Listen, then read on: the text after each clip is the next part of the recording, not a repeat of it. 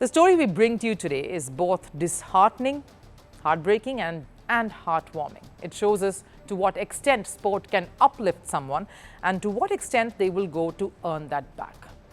One of Pakistan's promising football talents, Muhammad Riaz, who also represented the country at the 2018 Asian Games, had to turn to hawking on the streets. Reason? No financial means. The footballer's life changed drastically. From representing Pakistan at the international stage, Riaz is now selling jalebis at his hometown. Jalebis is a popular sweet treat in the subcontinent that is made by frying batter. The irony could not be more sharp. Riaz, trying to make ends meet in what has been the most bitter phase of his life, is now doing so by selling sweet treats on the street. But how did it come to this?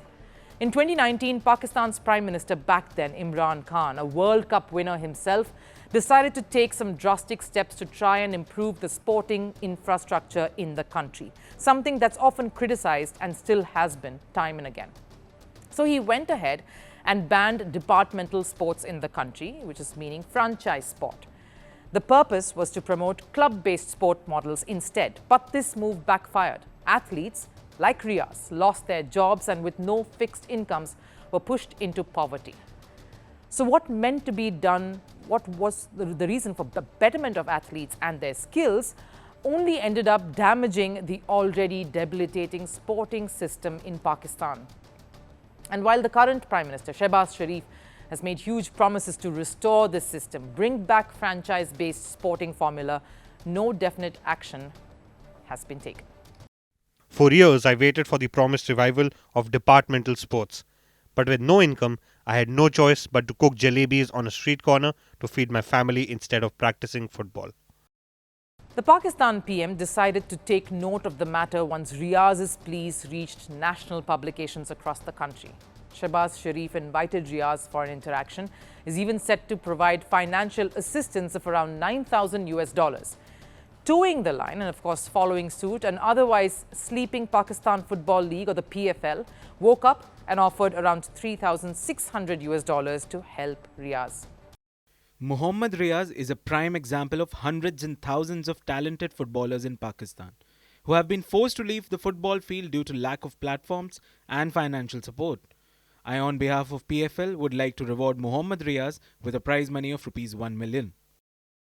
Now, I'm not quite sure how Riaz is expected to survive and continue following his footballing dream on $12,000, because playing sport, traveling, getting better and keeping at it needs and involves money. But it is Riaz's plight that truly highlights Pakistan's approach towards the health and growth of sport and sportspersons in their own country. How their agenda seems to be quite opposite to how the world works here. While the strongest sporting systems, or even the ones that want their players to attain sporting excellence on the global stage, first provide financial, infrastructural and other kinds of support in order to help the athlete grow, in Pakistan, the player first needs to succeed if they want any sort of backing, attention and guidance to navigate what is clearly a very competitive sporting landscape today. Take their very first individual Olympic gold medalist, javelin thrower Arshad Nadeem. Nadeem wasn't given any financial assistance or even help with any of his equipments until he went ahead and won gold.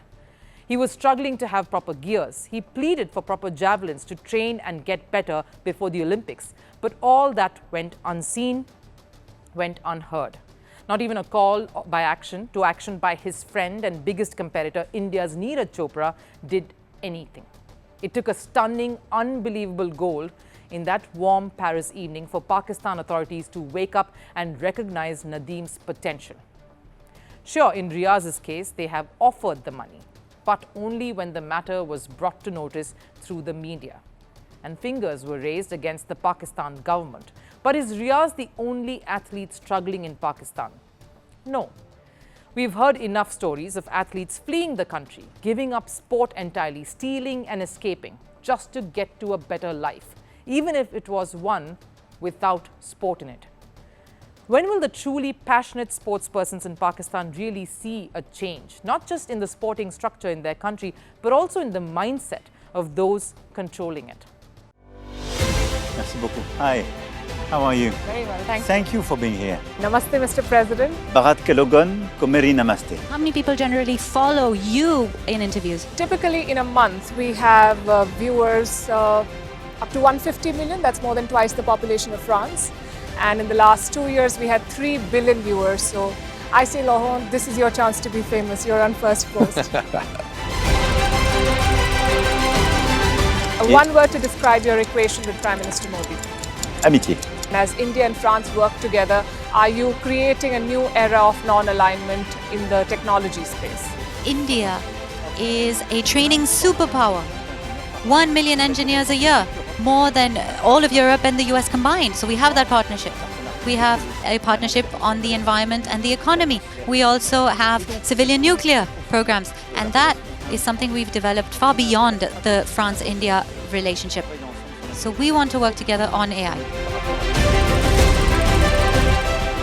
And then comes China with its DeepSeek, creating models at a fraction of the cost. Did that innovation take you by surprise? Did that breakthrough make you sit up and think, what did the Chinese do and how? But what did DeepSeek do? They took everything that was already available from the last AI model and then they recalibrated it. So are you going to ban Chinese AI in France? So we don't have this American approach of banning tech because of where it comes from.